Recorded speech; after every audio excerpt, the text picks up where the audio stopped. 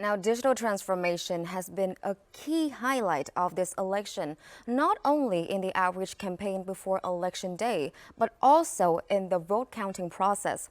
And for more updates, let's now go to our reporter, Nguyễn.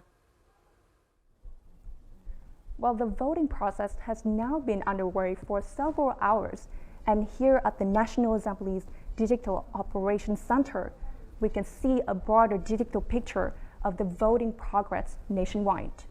Data from polling stations is being transmitted here and updated continuously. Now, if you look at this chart, the number of voters who completed the vote nationwide continues to rise.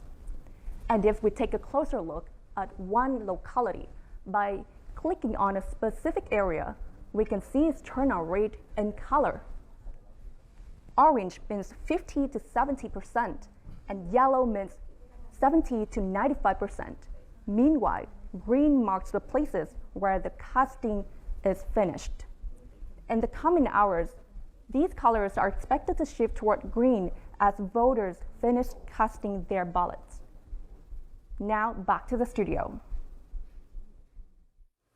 Thank you, Nguyễn. And just now, we've witnessed our reporter spoke with National Assembly's Vice Chairwoman Nguyễn Thanh to hear more about the voting progress.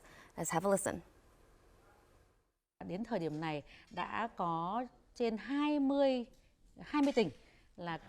More than 20 provinces have recorded voter turnout rates of over 50%. As of 11 a.m., the province with the highest turnout is Điện Biên, where nearly 80% of voters have already cast their ballots. Nationwide, as of now, approximately 50% of eligible voters have voted so far. Weather conditions across the country have also been very favorable today, creating a positive atmosphere and supporting the smooth organization of Election Day activities.